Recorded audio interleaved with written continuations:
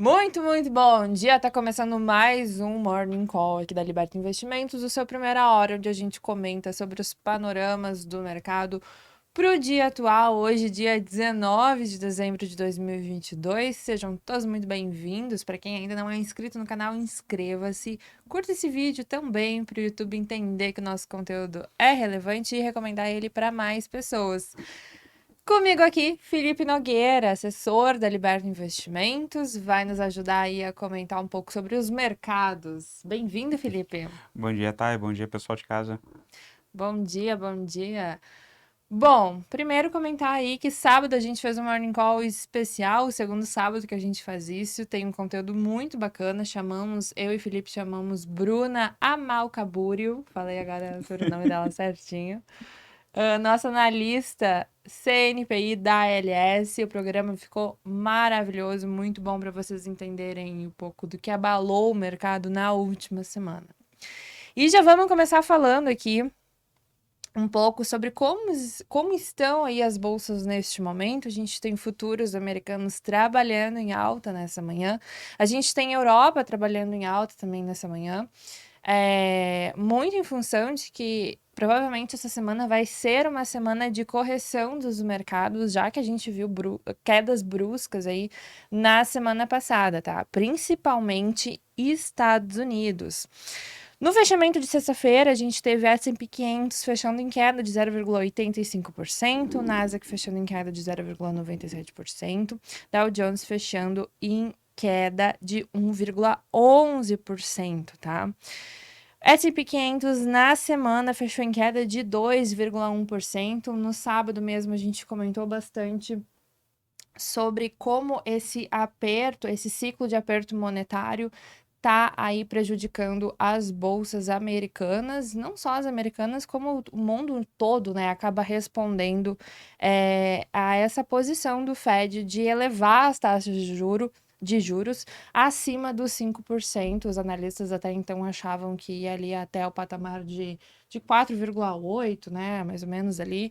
E na semana passada foi praticamente um balde de água fria aí para os investidores, tá? Bom, Europa, de repente queres ressaltar alguma coisa, Felipe? Não, a gente tem dados de confiança do consumidor, né? A gente teve dados de produção da indústria, mas de fato a fala do Fed foi no sentido de que eles vão trabalhar com juros acima de 5,1, enquanto a inflação não sair de 7,2 e chegar a 2%, que é a meta, né? Então, Lembrando que também o Banco Central Europeu decidiu os juros na semana passada, também elevando aí em 50 pontos base a taxa por lá. e a Christine Lagarde, presidente do Banco Central Europeu, quando perguntada sobre taxa de juros a 3, ela falou que 4 é o mínimo, né? 4% de. Então a gente vai ter mais aumentos pela frente, hein? Perfeito. Ásia fechou em terreno negativo, Japão fechou com queda de 1,05%, China também com queda de 1,51% e Hong Kong fechou em queda de 0,50%. Lembrando que nesta semana, China e Japão vão definir suas taxas de juros, agora é a vez deles. É. A gente ainda está com a China com os indicadores econômicos desacelerando, desculpa, e isso daí deve pressionar o Brasil um pouquinho para o início de 2023, mas como a gente falou também em outros encontros, a Bloomberg pesquisou com alguns gestores de fundos e eles estão bem otimistas para a China a partir de segundo semestre de 2023. Então, pode ser que a gente venha a ser favorecido por alguma recuperação chinesa mais à frente. Commodities, queres Nessa mesma comentar linha de aí? commodities, a gente vê, em função dessa desaceleração econômica da China, o petróleo Brent, que é referência para a Petrobras, ele vem num zigue-zague descendente, mas agora está subindo 0,71, está em 79 dólares e 60 cents. E o minério de ferro, que vinha num processo de recuperação, com o pessoal esperando investimentos um pouco mais fortes em infraestrutura na China, o minério de ferro em Dalian está caindo 0,21, está em 110 dólares.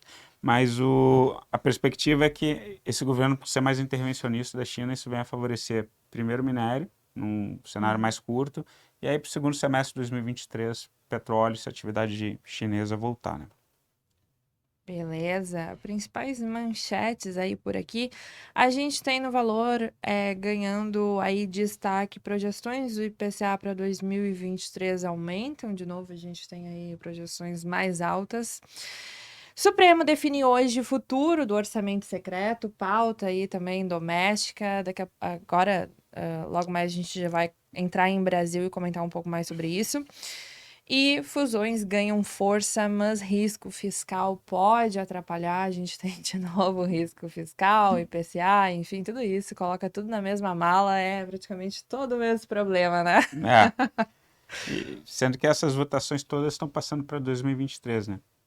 Pois Então, é, então já comentando expectativa da Bolsa para o dia de hoje, acho que vale a gente ressaltar aqui que, de novo, o noticiário político vai ficar aí no radar dos investidores, não tem como, é mais uma semana. E acho que dá para a gente comentar aí um pouco, então, sobre PEC, tá. de repente. A bolsa, no geral, ela vai perder volume agora até o final do ano. Ela teve uma queda de 4,3 na semana para trás, na semana passada. Passado. Mas agora a gente geralmente tende a fazer movimentos menos bruscos, com uma menor volatilidade em função dessa menor liquidez.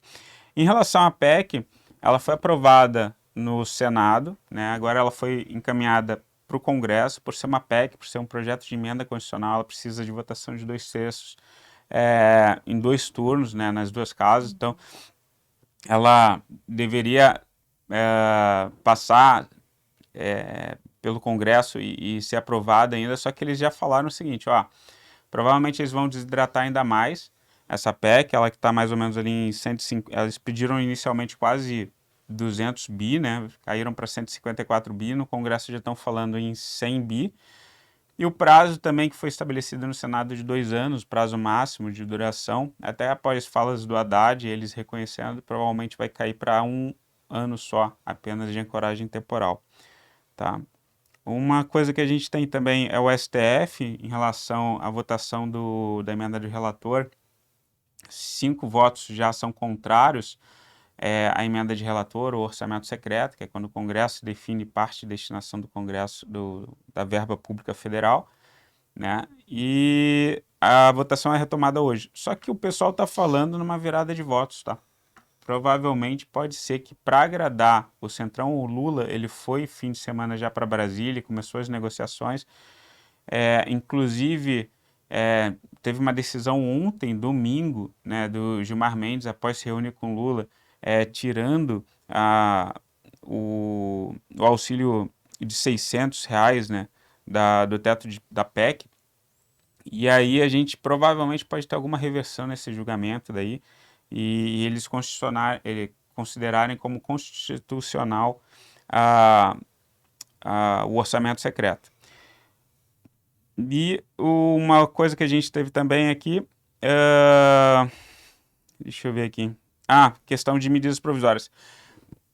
Se a PEC ela vai ser encaminhada, vai ser votada só em 2023, existe a possibilidade, tá, do Lula ele furar esse teto de gastos através de medida provisória. Só que o problema dele fazer esse furo através de medida provisória é que aí ele estaria sujeito a um processo de impeachment mais à frente, por não respeitar as leis, as diretrizes fiscais. Tá? Então isso daí seria uma exposição, a gente tem que acompanhar como é que vai se dar isso daí. Lembrando que está aquela troca de cargos, né, de negociação, o PT como um todo ele está mais intervencionista, né, está mais não querendo distribuir os ministérios, ou pelo menos ministérios importantes, e do outro lado a gente tem o Centrão, que eles estão querendo o Ministério do Planejamento, eles querem o Ministério de Minas e Energia, eles querem o Ministério da Saúde, eles querem ministérios relevantes, né, nessas negociações com o PT. Então, muita água aí para rolar, né? Muita água para rolar. E a agenda econômica de hoje traz aí o boletim Focus nesta manhã, bem como a taxa de juros do Banco Central da China. Então, a gente tem, como comentado, decisão de taxa de juros por lá às 10h15 da noite. Bom, acho que é isso, Felipe. Vamos ficando por aqui. Amanhã a gente volta, acompanhem. E muito obrigada. Até mais. Até mais, pessoal.